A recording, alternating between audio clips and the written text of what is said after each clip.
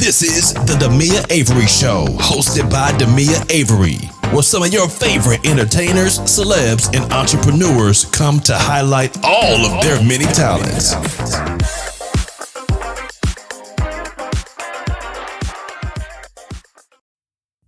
It's now time for the spotlight of the day.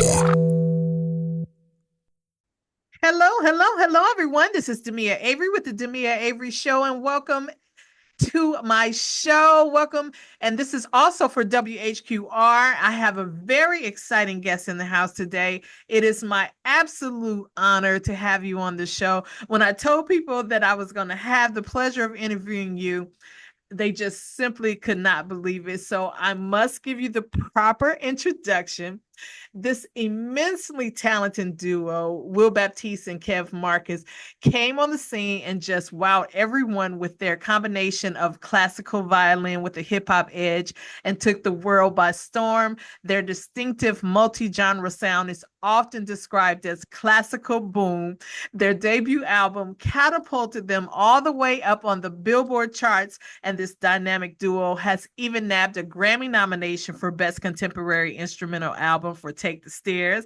If that wasn't enough, this group spends countless hours mentoring and placing heavy educational outreach to many students each year, which is beyond awesome. They are currently touring the US promoting their new album, and we're so glad that they are stopping here to talk about it. Welcome, Kev Marcus of the amazingly talented Black Violin. Welcome, welcome, welcome.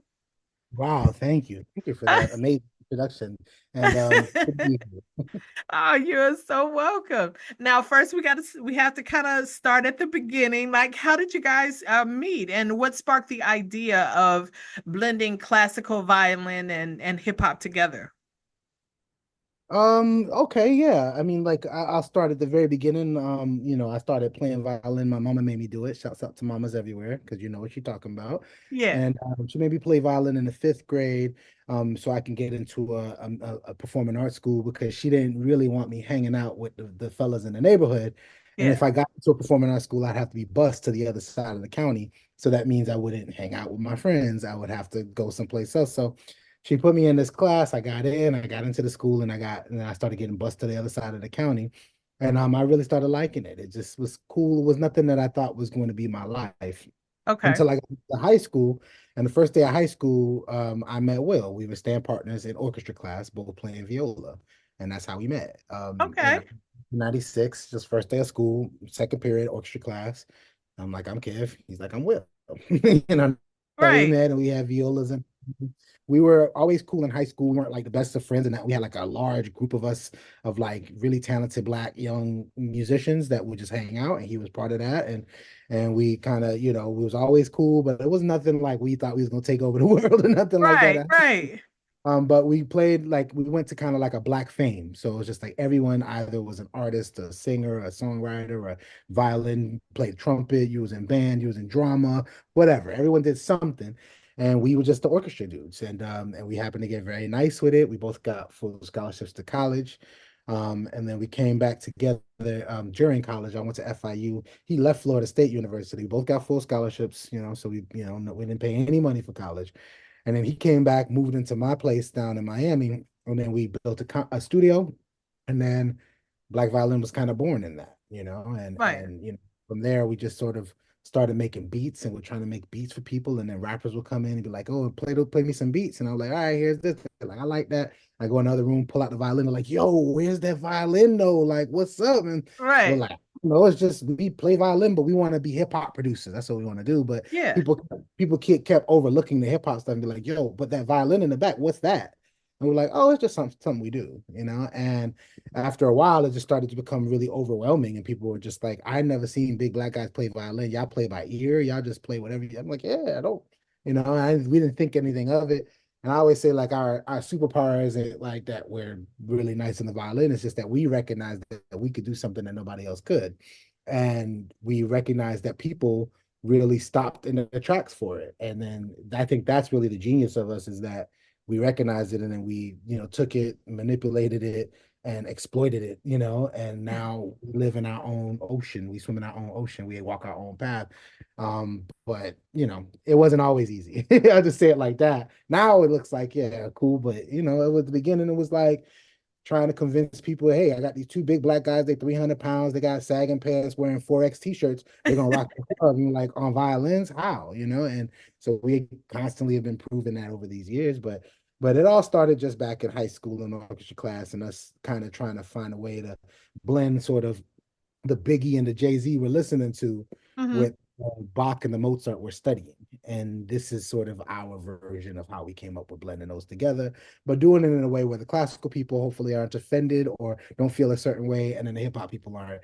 And our hope is that, like, if the classical enthusiast comes to the show, they're like sitting there and they're like, oh my goodness, these strings, they're so beautiful. And they have their eyes closed and they're just Yeah. lost. And at the exact same moment, Lil Deshaun is sitting right next to him, and they're like, "Ooh, that beat is going so Right. hard." And if we both can listen to the same thing and have a different experience, then it worked, and that's what we've been trying to achieve. Now, what was that like? Okay, so I heard you mention the fact that, you know, the stereotype, because we don't expect, number one, we don't expect you all to play violin, number one.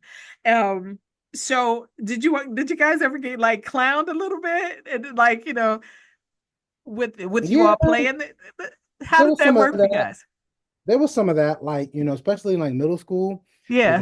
get clowned a little bit, and and then like you have the violin case that's shaped like a violin, so you walking off the bus with your Right. violin. So yeah, we would get clowned a little bit. I say it stopped. A couple reasons why it stopped. One, I am too big and strong to be clowning, first of Right, all.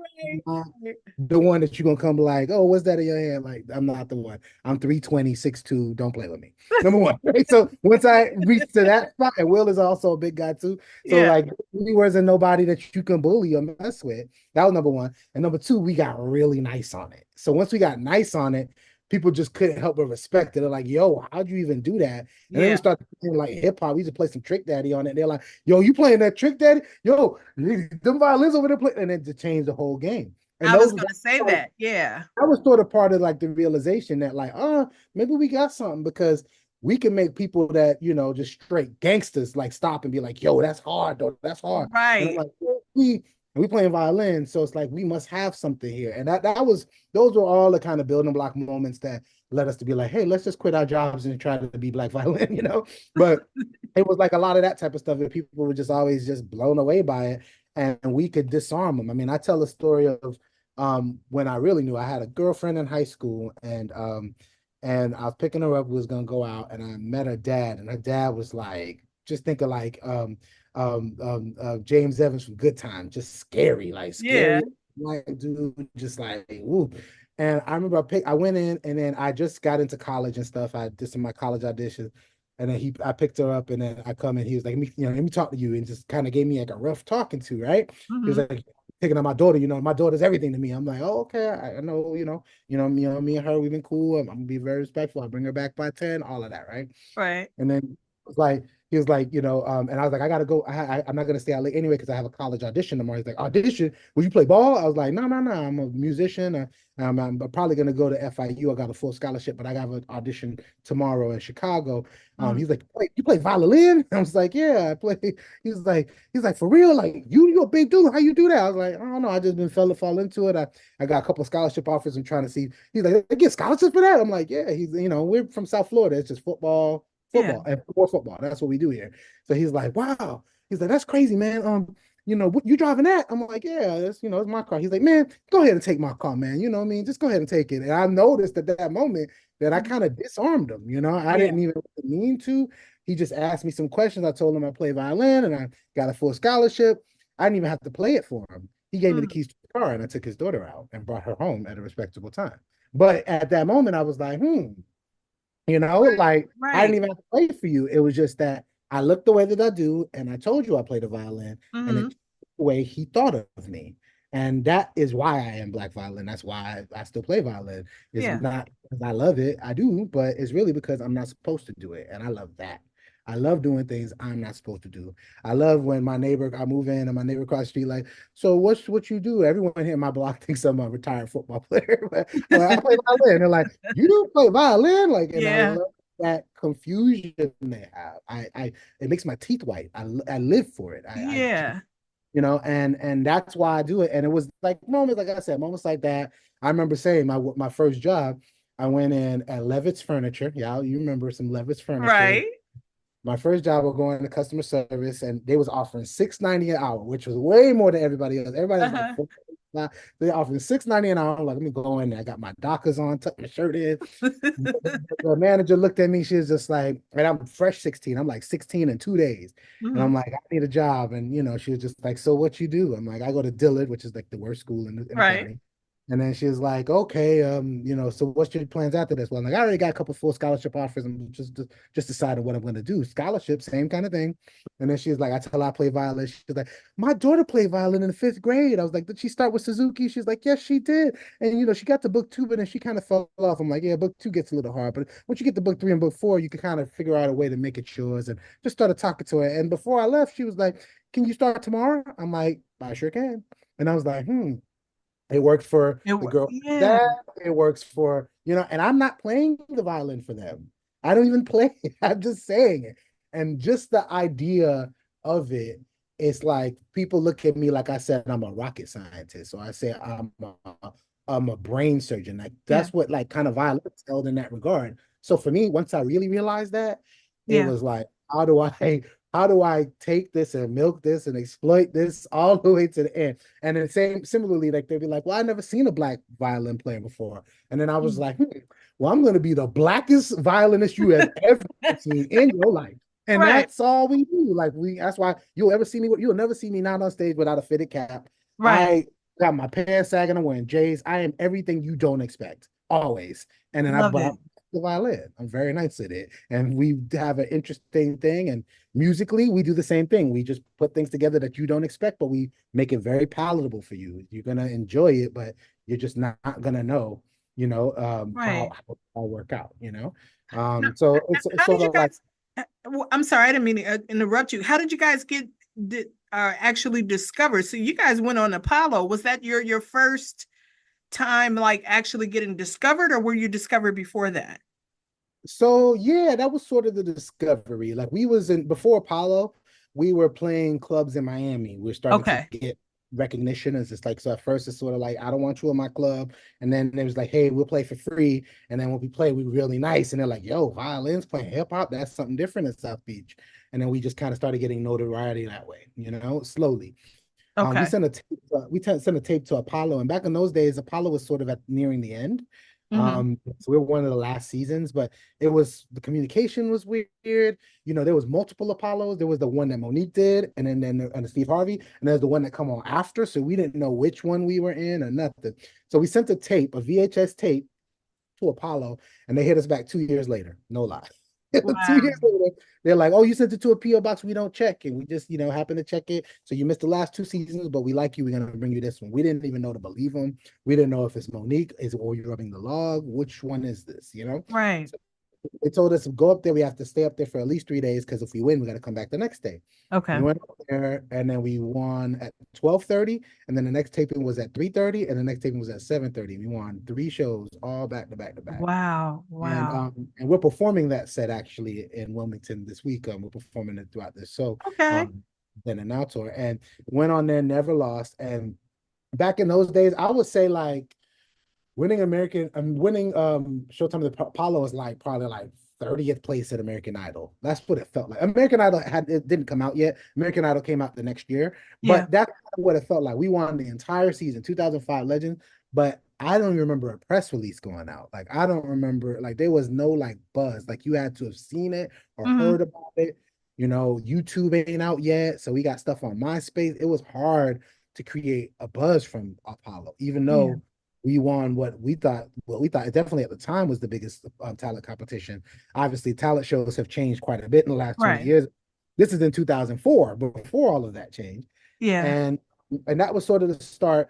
And then I would say from there, like we were there for a week. We had met Alicia Keys' manager, Jeff Robinson, who manages her and managed Mary J. And all of the amazing female singers of our Right. generation. So we met him at a club in Miami playing.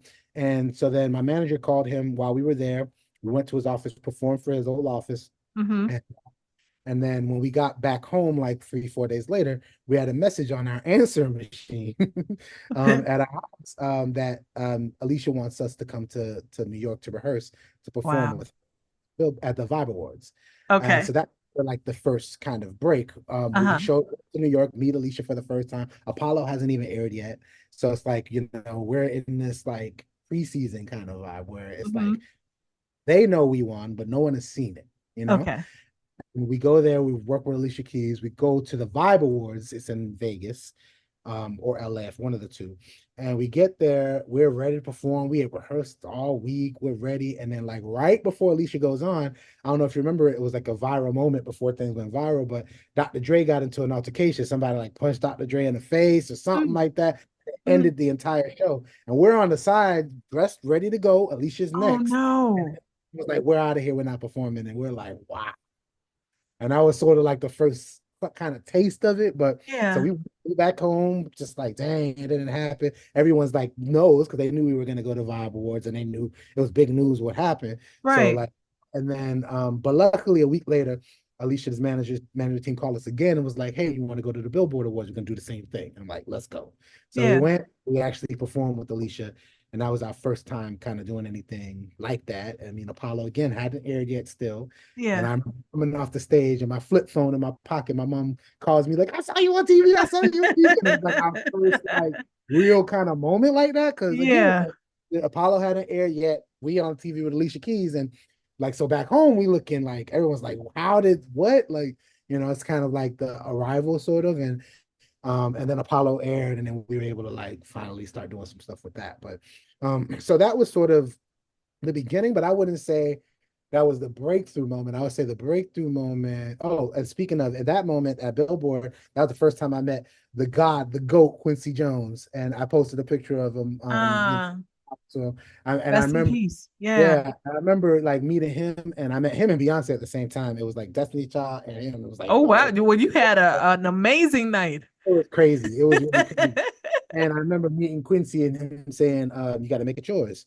And that's a tag that I always say now, and he was like, I got to be yours.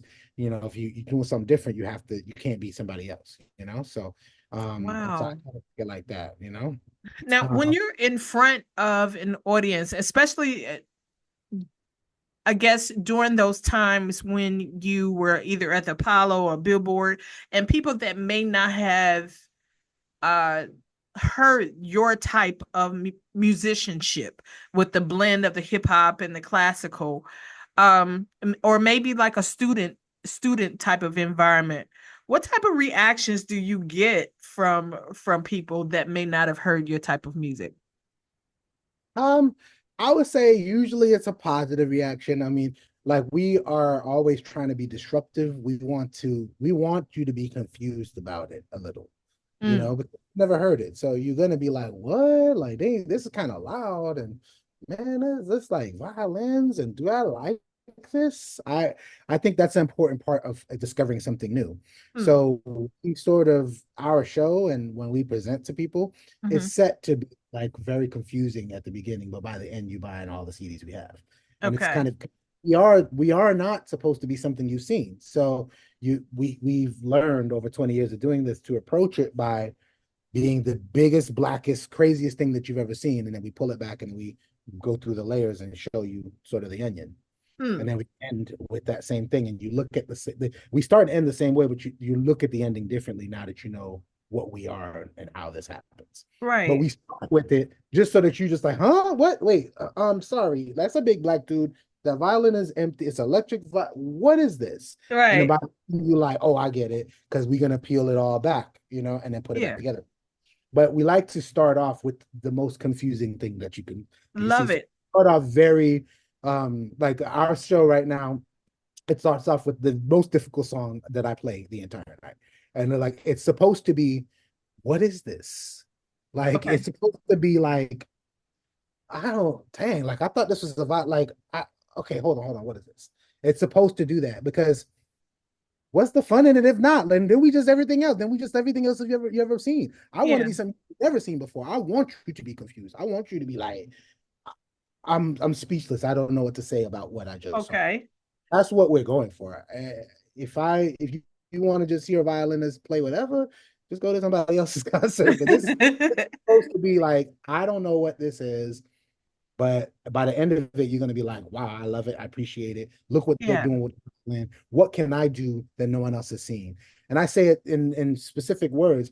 You know, the point of this show isn't about teaching people to play violin. The point of this show is like, dang, look at what they're doing with the violin that I didn't think was possible. What can I do with something that's right here that I didn't think Mhm. was possible? And all we did was take the violin, find a slightly different way to present it to the world, and you do it over and over and over. And now we get paid to do something that we love that no one else could do. It's very, Yeah. and I think that everyone has something that they love to do, and it's all about finding a way to present it to the world that's slightly different. And then you live in your own path if you do that. And that's our whole thing. You know, even when we talk to kids, it's not about go practice your violin. Hey, if that's what you want to do that. How can you do something no one else has ever seen? We did it Yeah. with violin. What can you do? And that's really what the message of Black Violin is. And it's so the show isn't just, music. It is very much messaging. That we definitely leave something for the kids for them to chew on and just be like, hey, whether you like English, skateboarding, Snapchat, soccer, whatever, how can you find a slightly different way to present it to the world? And Yeah. if you do it over and over, you're gonna love something you're gonna do something you love that only you could do. And it seems difficult, but like I said, the genius for us was just realizing it. Like realizing that, hey, we could play by ear and people seem to like this, and it's very easy for us to do. I could have just been like, oh, that's cool, and then put it down and went and became a realtor or went and Yeah. became something else. But we were like, let's take this and really maximize and see what we could do with it. And then we started getting responses. And then when Apollo happened, we're like, oh, well, if Harlem like it, let's push, you know? So that's Yeah. really what the message is for us. It's not even about music or violin. It is about that, sure. I mean, we are big proponents, obviously, like you said, about music education. We think that it's dying in our school system, all of Yeah. that. But ultimately, the message has to be broader. It can't be about music. It has to be about life, about what you Love love to that. do. And I think that that strikes a thread through every single person in our audience, and not Yeah. not just aiming at the young kid who plays violin, because that's not a broad enough message for us. Now, the creative process, I'm just curious. Now with you and Will, do you all have similar processes, or do you, when you work together, like say for example, do you all have the same, I guess, energy when you're trying to work on different projects together, or is it like, so one person works on the hook, the other person works on this, or how do you guys work together? Yeah, it's I think that the only rule we have is that there are no rules, I Oh, don't love it. Okay. we don't want to be constrained as like you do this, I do that, or the song has to come about this way, or it needs to be the chicken before the egg or the egg before the chicken. I think we just try to allow the music to come and grow organically. So we don't like to put labels on things, number one. Number Yeah. two, different songs come about different ways. Some songs might be presented to us like, we have one song that our keyboardist wrote that we just love the chords. Me and Will sat down. I was like, yo, we could call this like, this feels real churchy, maybe we'll be like, and I might write a line or two, or I might frame it, but Will is the singer. So I kind of leave most of the lyrical, like, not content. Content I'm very big on. Like, for us, like Black Violet, for instance, we don't really speak about love as it relates to two people. We speak about love globally and unified. You know what I mean? Mm. So I don't be like, babe, baby girl, I love you. We don't do songs like that. Not that we can't. It's a collective decision to be about, like, being universal about our love in a way. Yeah. Because otherwise we become kind of like, da da da, like some love violin stuff, and you've seen that before, and I don't want Yeah. to be seen. So I don't want to be like this floating violinist playing some romantic music with a rose in my mouth. That to me, it's done. It's been done. I want to be Right. like, what is this? Right. So like for me, I was like, hey, I don't really want to talk about love. We could talk about it universally, but I don't want it to be one-on-one because I feel like that's done, as far as the Mm. violinist is concerned.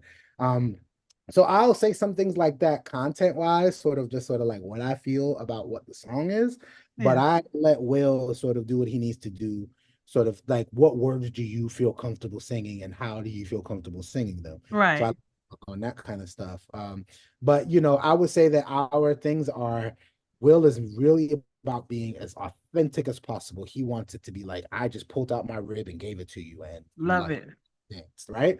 Yeah. I'm about being as, I'm about being as challenging while still being palatable. That's Hmm. my contribution to this. Okay. I want to be like, bro, I never like I want to give you a plate of food that you just like, yo, I have never ever even thought about eating something like that. I Mhm. looked at it, I was like, I don't even know if I'm gonna like this. And this is my favorite plate of food I've ever had. Like that is what I'm getting. Yeah. That's what I want.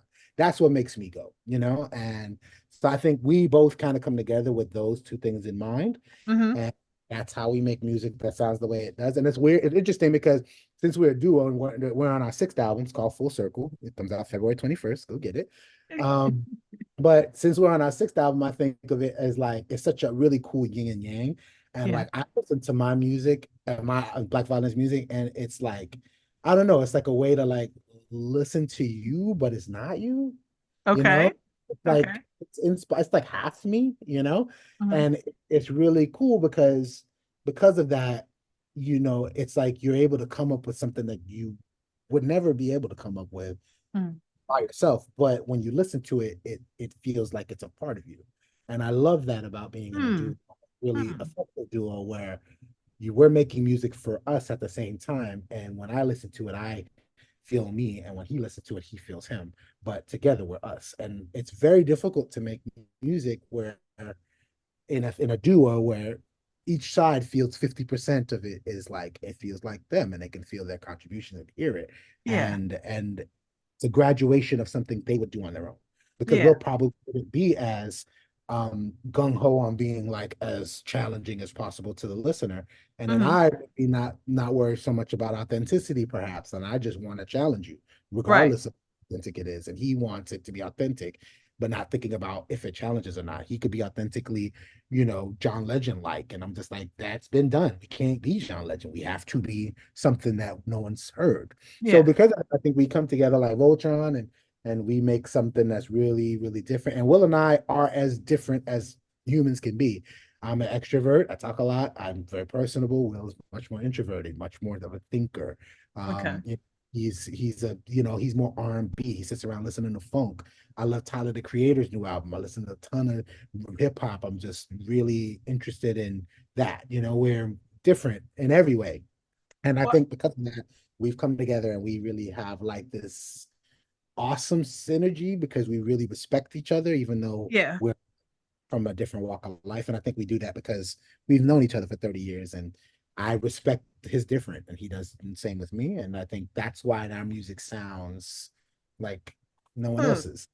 Well, I'm glad you brought that up because I'm curious because you're saying because you all are different in that way. If you had to pick someone that an artist that you would like to collaborate with, who Artist would you well, an artist, a band, whomever, who would be your dream person to collaborate with, you think? So I got a couple of those dreams coming true. Okay, okay. um, Then we so get an insight on that. yeah, I What's mean, coming true? so I would love to like one of my favorite female vocalists of all time is Layla Hathaway. And Oh, nice. all year I've been trying to get Layla Hathaway to get on this album. Okay. And this summer we played the Capitol Jazz Festival with her in DC, and Hmm. I got to meet her. And then I begged her to get on the album. And I begged and pleaded, and I sent songs, and she was like, "Oh, this doesn't really work," or "This one I have a song just like this on my album." Uh-huh. And finally, we got a song that works for her. Oh, nice. And so she's scheduled to record it in a couple weeks, and that's bucket list, like Oh, crazy. Like so, yeah. Taylor Hathaway, that could be a bucket list. So that one's coming. How Um, smooth is that going to be? That voice. and the Yeah. song we're already performing the song. It's called Beautiful Day. So Wilmington, check it out. Okay.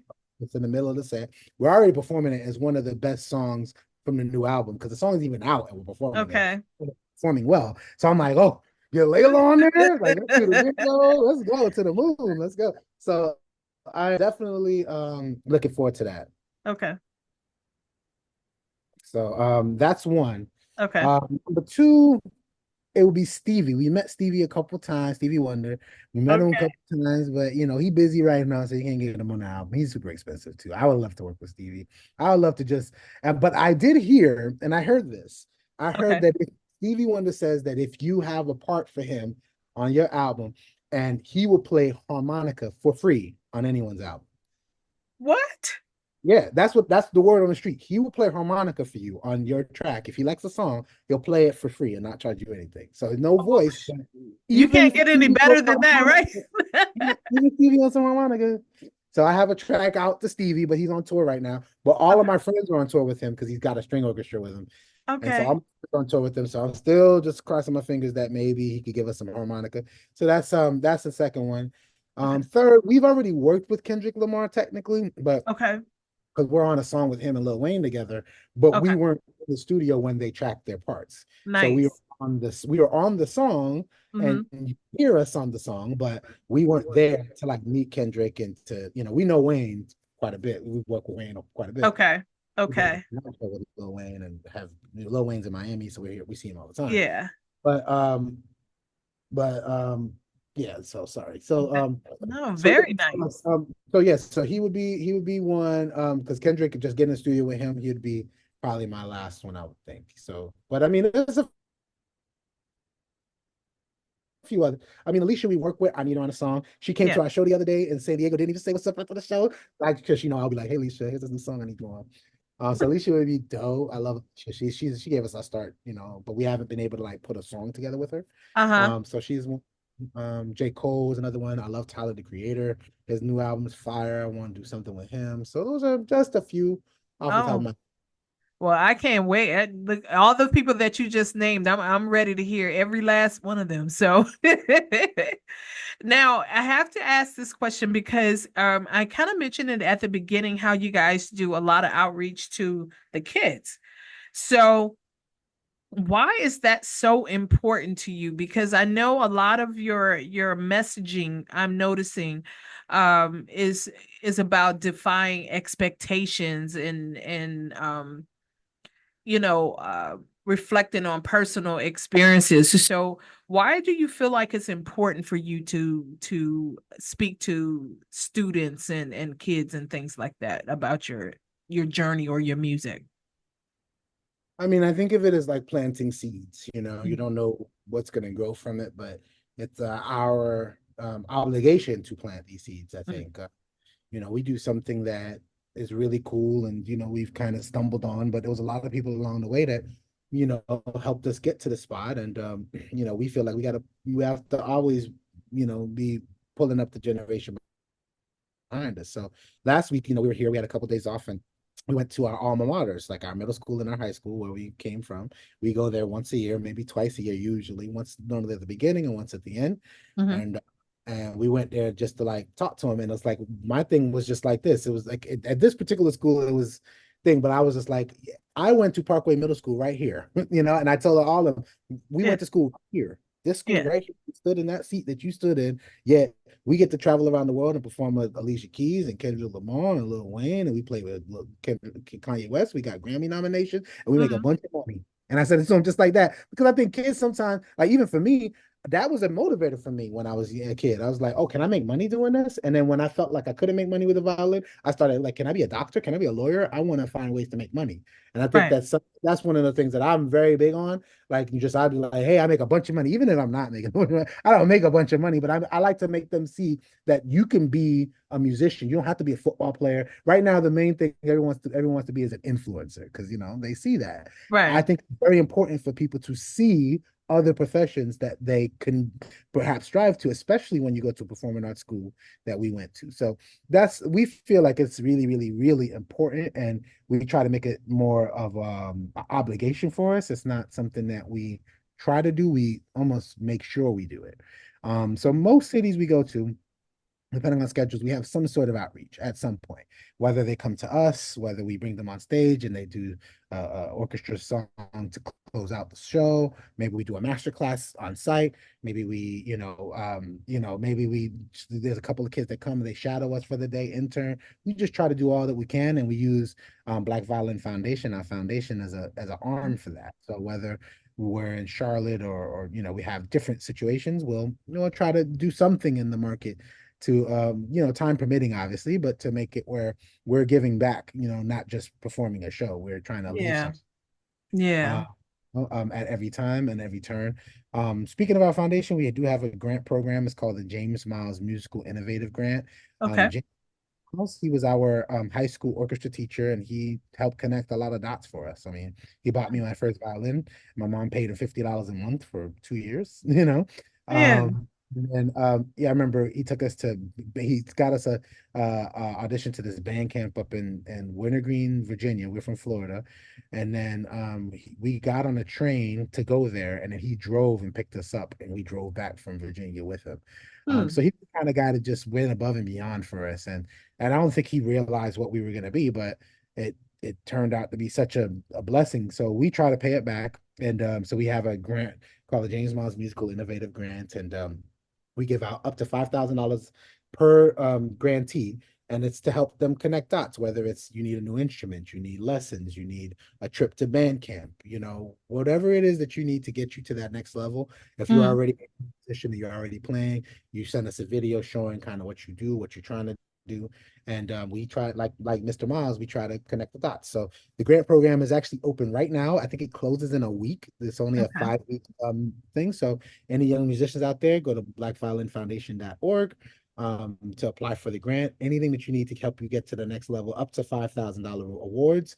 And I think it gets awarded January, February. So it's enough time if you want to do something in the summer, music camp or anything like that, Saturday programs, all of that type of stuff. Anything you need to help you get to the next level. So that's something that we do with our foundation. We also do tons of other outreach, whether it's behind the scenes trying to talk to superintendents and school boards when we're in these counties to show, hey, we went to a public school. We learned how to play music at a performing arts middle school, performing arts high school. I never had lessons until college, and look what happened to me, and try to, and then they were like, oh, but we don't have a teacher. Oh, we don't have, well, what if we get you 30 violins and put it at the school? Can you give us 5 years?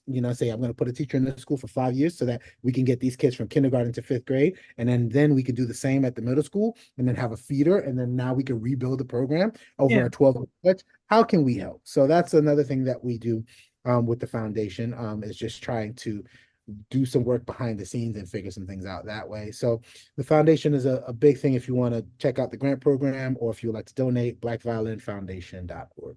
And the dollar from every ticket that's sold on this tour goes towards the foundation. So you would be helping contribute just by coming to the show. Now, if you had to say a legacy, I like to ask people this: what legacy do you hope Black Diamond leaves in the music? I'm I'm hoping that more than anything, I just want people to realize that you can do anything. And if someone tells you that you can't do it or they never seen it before, that's more reason for you to do it. Yeah. I want the legacy to be a legacy of fearlessness, of living in your own truth and being authentic. I want the legacy to be one of being philanthropic and giving back and understanding that you got to give more than you get in this life. We got to leave something behind. Legacy is, we're able to create, I think we're one of the pioneers of sort of this alternative violin, alternative classical movement. So love just to even be considered in something like that. And ultimately, I mean, like my legacy is like, I feel like, I want somebody that has way more impact than me to list me in their bio. And that's really the Yeah. legacy I like. I mean, I tell I mentor kids all the time. I'm a Grammy mentor, and I'm also we do mentorship in the foundation. And I always says like, look, man, if you all I want is a line in your bio, you know what I mean? Like, black violin is black violin, cool, but I just, if I could leave knowing that I did something to inspire you to be as great as you're going to be, Mhm. that's all I need. And that's all my legacy really requires. So real quick, let us know about the new. So you guys are on tour now, right? So let us know about the new music that's out now. Yeah, I mean, we got some new, well, the new music's coming out. It's called, the album's called Full Circle. This is our 20th anniversary of Black Violin. And when we were making the album, I feel like all the songs, like the songs feel like 6 years, six albums have gone by. Like we feel like I feel like this is like our first album, we were 22, now we're 42. So it's like it's definitely a much more mature album. It's Hmm. definitely much more thoughtful. Everything is really intentional. Our first Hmm. album was like our life's work.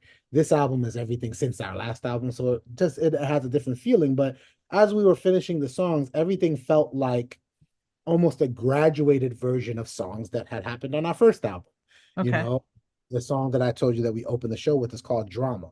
It reminds me of the song on our first album called Dirty Orchestra, except it's like we've learned so much since Dirty Orchestra, and this is where it has become. So it almost like full circle moments on all the songs, like the Mhm. song Beautiful Day that we want Layla on. That song sounds like inspiration on our first album, and it's Okay. like weighted version of it. So after we were just sitting there, listen, I'm like, man, this feels like the first album, but just like 20 years later, And then once we started thinking that, we're like, man, what are we gonna call it? And we're like thinking about different things, and I was like, it feels like we've gone full circle. It feels like we're back to the beginning, but we're so much stronger than we were when we started. Hmm.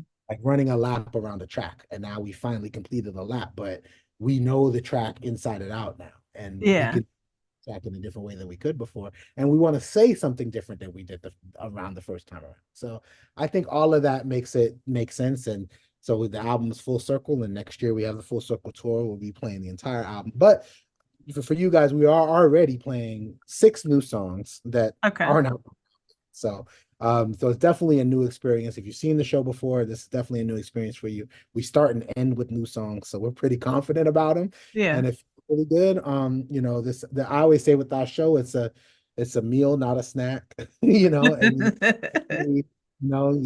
get your napkin out, put on your leg, sit down, because we're about to show you something that you ain't never seen, and get ready to eat because you're gonna like it. But keep an open mind because it's gonna be things that you have never eaten before. You know, Okay. because that's what it's about. And I think the album kind of does that too. And the album, yeah, like I said, it's full circle, and it's just sort of us 20 years later. I got a kid in college at FAM. I got one graduating high school. It's like compared to 20 years ago when it was just fresh out of college, just being me and being us. And now we got 6 kids between us, and it's a different world. So full circle, it definitely feels like that. It feels like what we are 20 years later. And I think it's been an amazing ride. I can't wait to see what the next 20 years is. Love it. Love it. Now, I have two questions, two quick questions, and they're fun questions. So yeah, I love it if you just play along with me. Okay. So, the first question I always ask is please tell us something about you that no one knows about you. It could be something fun, but I like to ask these questions so people can get to know you just a little bit more in a fun way. And the second question is name your favorite old school artist. Hmm, okay. Something that no one knows about me. Hmm.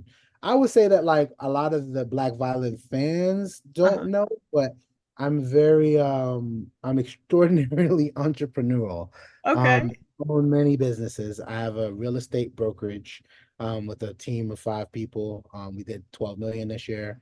I own franchises. I'm about to go look at a new franchise I'm about to open up. So I'm super multiversal. I Okay. have like in my house. I have 14 different businesses that I own, run, operate. Wow. Black Violin is like 4 of them, like Okay. producing merch, the label, and then the foundation. But then there are 8 to 10 other businesses, 4 or 5 of them very viable that I do. So that's something that's an interesting fact that a lot of people don't know about me. Uh, Hmm. and then my favorite old school artist, Yeah. Bob Marley. There is no one Oh, else. I wake nice. up every morning and listen to Bob Marley. Um, yeah, it's Bob Marley. It's like if I had to take one artist on stranded on an island forever, it's Bob Marley. I can Okay. listen to the Very day. nice. I don't believe Bob Marley has said an inauthentic word Yeah. ever. So Bob Marley is my answer there. Very nice. Okay, so we are going to let Kev get back to his day because now that I know he has 14 businesses and we are holding him up for all his businesses, don't forget to go to his website. I'm going to make sure that we have all your links below so that we can make sure that we check out when you come into our town and come to our city and get tickets for the next stop.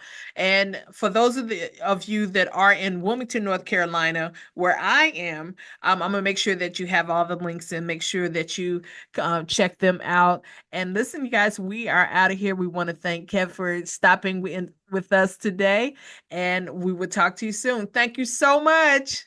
Thank you. You're Appreciate you guys. welcome.